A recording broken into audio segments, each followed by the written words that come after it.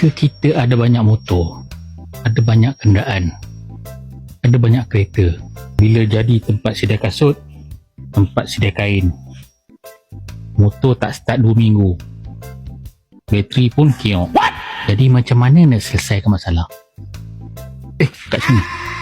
Jadi macam mana nak selesaikan masalah? Jadi ini guna dia. Smart battery charger. Untuk kereta, motor semua boleh. Kita tengok apa ada di dalamnya.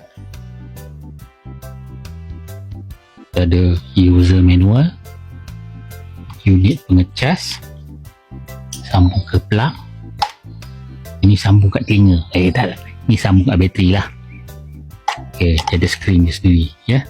Dan dia ada sistem penyejukan dia sendiri. Dia ada overheat protected. Oh my god!